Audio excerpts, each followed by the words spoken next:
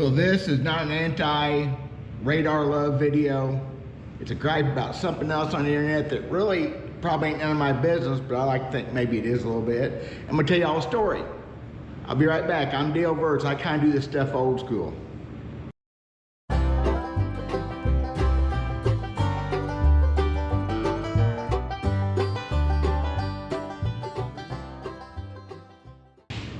So there's a YouTube channel called Team Marine. This is not a Team Marine bash in any way, shape, or form. I enjoy the videos. I'm a subscriber to the channel. So he'll never see this, they'll never see this, I'm sure, but there'll probably be fans. Don't get on to me. I'm just saying what I think is very important, needs to be said. And it'll lead into a story which is very definitely related. Done this for a long time, y'all. I did it serious for a long time. On Team Marine, they do a lot of bass boat talk, a lot of bass fishing stuff, but they're marine mechanics in Michigan, I believe. Yankees. He's a funny guy. Andy, and I'll be daggum, Andy, man, don't hold that against me. Things happen.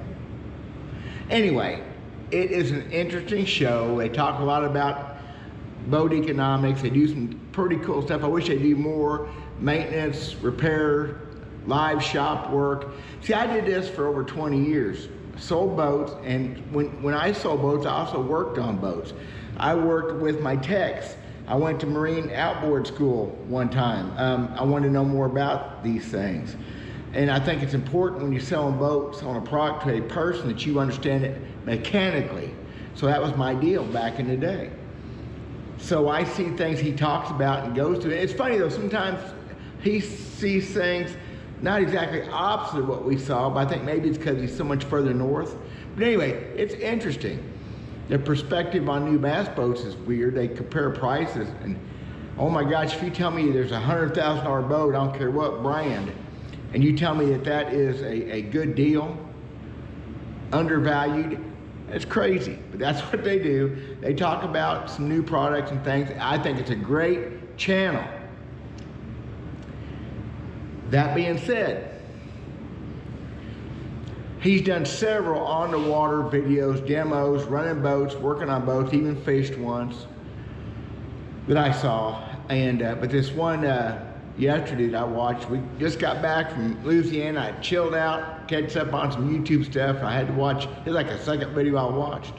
And here's the gripe. He's in a Ranger, 520 Ranger, a newer boat. Guy's on his third motor on the boat. He's put a Suzuki on it. These guys are big Suzuki gurus, which is great. I hear nothing but good about Suzukis. Over the years when I worked with Suzukis, used motors, never had a problem. A little over engineered on carburetors and two-stroke days, but always good stuff. I believe they're great products, so it's not about Suzuki. But they hung a repower Suzuki on this guy's Ranger last year, so it's in for its spring checkup for take it to water. They're gonna go through the depth finders, go through everything. I guess update the depth finders. He's up there punching all them buttons, even though he don't like the radar love. You gotta know that stuff nowadays. So he's taking this boat out to shake it down, check RPM, stuff like that. Good deal, good thing to have a tech do if you don't know how to do it yourself. And he runs this thing balls to the wall a couple times, 67 mile an hour is what he said he got out of it. 100-something boat tournament going on, lots of boat wakes, bouncing around, all the cool things that we do in bass boats without a life preserver, a life jacket. And I never seen him wear one yet. Andy, I know you'll never see this thing, brother. I hope that's just wrong. It's wrong what it shows to the public. Now, I see a lot of folks running bass boats and ski boats, period, without life jacket all the time. I don't get it. That'll lead into my next story here in just a minute. Also, I talk about when you put your life preserver on, if you're like me, the first thing you should do, or I try to always do, a while back I realized I'd forgot it for a while, is you clip your little clip to the bottom of the life. There's a loop on there just for that. It's ignition kill switch. Back in early 2000, Mercury asked us to not call it a kill switch. It wasn't politically correct. They asked us to call it ignition safety cutoff switch. There ain't no acronym that fits that cool. It's a kill switch. It kills the motor if you leave the seat. technically. Supposed to. Can save people's lives. So if a guy's not wearing life preserver, what's he, you think he's clipping that around his belt loop? Andy, are you doing that? I doubt it. It sends a terrible message to the public, and I think a guy with a growing channel like that in the marine business, especially dealing with bass boaters, needs to straighten up and put that life jacket on. It's not a girl thing, it's a guy thing, trust me. So he'll never see this, I'm sure. If he does, love the channel. Somebody pass it on to him. I'm not gonna comment. I don't do comments like that. So that leads into the next story. Yeah, I got a story. It was about August of 1997. It don't really matter time of year, but it was a summertime deal. And I was fishing a jackpot tournament at Truman Lake. I actually was running at that time. I had on the scales anyway, so I ran the tournament. And I had some good tournaments, so I won a bunch of those. That was some good times back then. But this particular tournament, I was riding with another guy. He was the owner's son of the marine dealership that sponsored me in my Skeeter that year. But we weren't in a Skeeter. We were in a Bullet. Now, if you're a Bullet owner or a Go Fast boat owner, do not judge me. I am not pissing on a Bullet boat. They are tremendously well built. I actually sold Bullets before that. I didn't sell that one. I sold Bullets for a couple of years in another dealership. I hated them.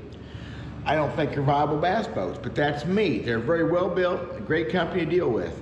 But they're a Go Fast boat, ultra Go Fast boat. This is a 20-footer with a 2.4 or 2.5 offshore. I think it's a 2.4, it's old enough, 2.4 liter, 240 some horsepower in a hull that weighed like 950 pounds. Don't quote me on that, but they're ultralight hull in a day.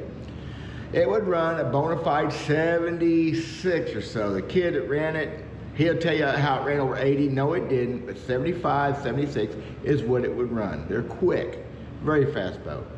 So I'm fishing with him in that tournament that evening. Now, one thing I thought of right now, we took off that day. I hadn't been in one ever before, except the ones I'd sold, and I don't think I hardly remember riding in one.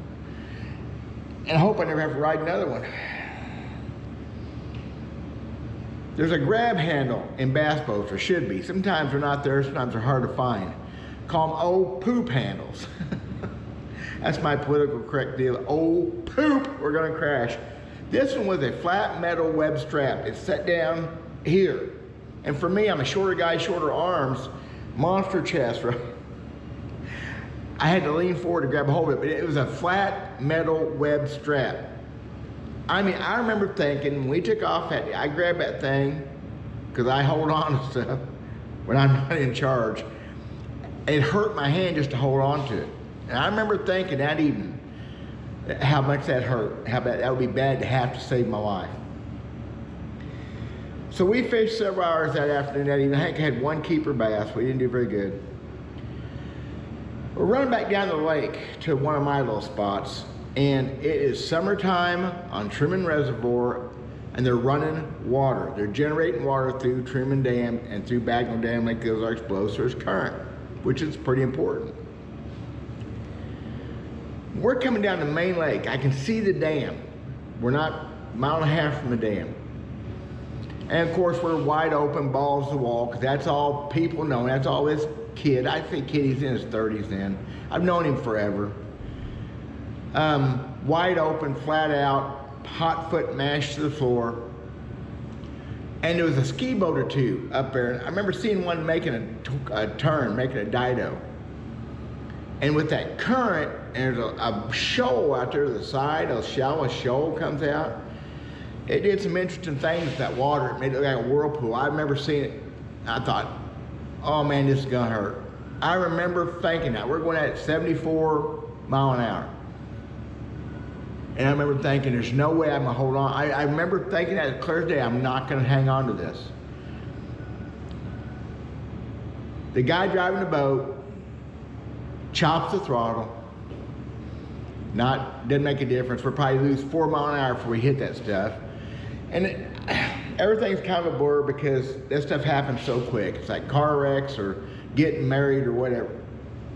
Anyway, things happen quick.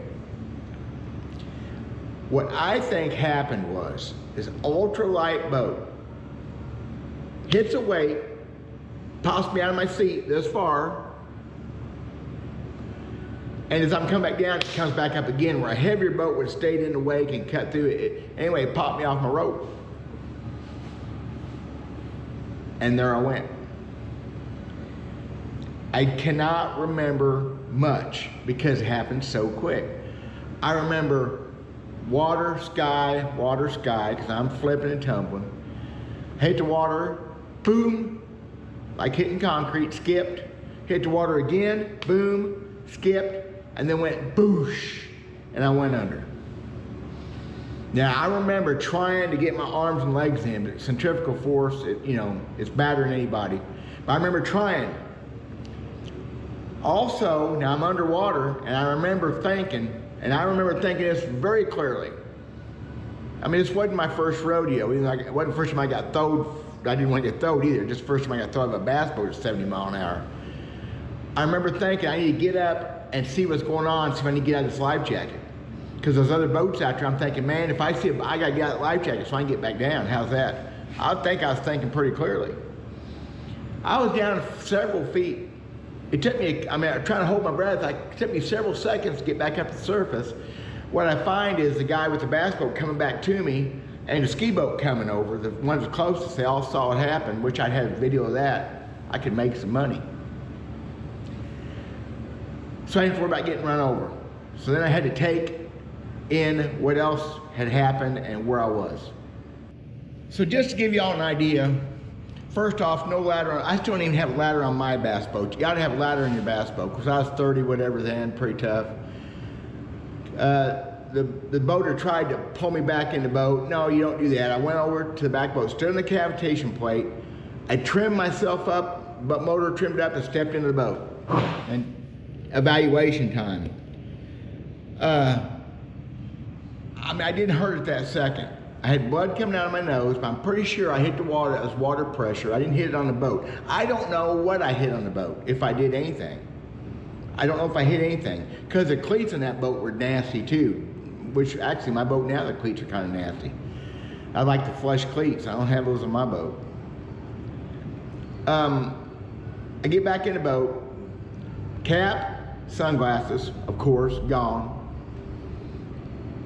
2 fishing rods, gone. So that shows you we hit this thing pretty hard, y'all. Because bullets are real deep inside. This one, they were deep, real narrow gunnels and deep. 2 fishing rods gone. I don't remember if a tackle box was gone. Shoes and everything was fine. But the one thing I'll never forget that I lost in that whole deal was that thing right there. Everyone y'all watching right now that's wearing a wedding band, take it off. Come on, take it off right now and show me. Take it off. Come on. Hold that thing up. Yeah. That web strap yanked it off my finger. I cannot believe it didn't leave my finger behind. I was bruised to the bone right there for years. I can see a blue bruise in there. Very fortunate. I always wondered if maybe that wedding band stayed in the boat somewhere. I just never got it back. That's how you tell your wife, well, honey, I was fishing, lost the wedding ring. At the weigh-in, and I couldn't fish. I fished the last hour, I couldn't do it. I fished a little bit and had to quit. Man, I was starting to hurt. By the time we got to the weigh-in, 9 o'clock at night, it's just good and dark. I couldn't hardly walk. People were making fun of me. What'd you do, follow in? Yeah, kinda. I had the money for the derby in my pocket. I didn't lose that. That would have been bad. Actually, one joke when I got back in the boat, well, at least you didn't lose your shorts. Or you did lose them, whatever. Anyway, I went home at night. My wife was at work. I don't know why. I crawled in a bathtub, I don't know what made me do. I was just hurting all over. By the time my wife got home, I was bruised from the inside of my elbow all the way to my left ankle. All the way, my whole left side was a bit. And a couple days later, I looked like I'd been hit by a truck. I didn't go to the doctor until about a month later for something, and he said if I hadn't had any muscle at all, which, whatever, he said, you'd been ripped apart. He said, you're very fortunate. I was still yellow and green all down the side. I said, I guess. Life jacket work didn't come off. I like to think I was in enough control. I tried to do some things that probably didn't help. May have helped me. Another thing about that kill switch stuff, that ignition safety cutoff switch, it never fired off. The lanyard was so long and so old it stretched out. It threw him out of the driver's seat into my seat, didn't kill the motor. Now, the hot foot, which I'm not a fan of anymore, back then I thought they was great, the hot foot did kill the motor to an idle. Anyway, that's my story. I got thrown out of a bass boat 70 miles an hour, lived to tell about it, and this Andy on Team Marine is not wearing a life jacket, and I think it's just a horrible thing to do to show people. He's so brave and so cock and cool. We've all been there. I never ran a boat though without a life jacket more than a few feet. Just put one on a trailer or something. I just never have. I'm so ingrained to me tournaments that have to be zipped up. Even this little tournaments we fish where there's no rule like that. When I fire the motor up, my life jacket's on. It's been beat into me. That's what I do. So there's my story. I hope y'all get something out of it. I hope y'all are wearing your life jackets. Let me know what you think about life jackets. Let me know what you think about bullet boats, hot foots, kill switches, Team Marine. Let me know. I want to hear about it. That's a story I had for you. I'm here working in a restaurant, sweating on a rainy day, trying to get our business going again. So I'm fishing a tournament tomorrow, last one of the year. Kind of looking forward to that. No practice, no nothing. Going in cold. I ain't been on the water in 3 weeks. I'm just going to go fishing because it's the last one of the year. I'm going to go now back to work because I love cleaning those greasy fryers. God bless y'all. Talk at you later.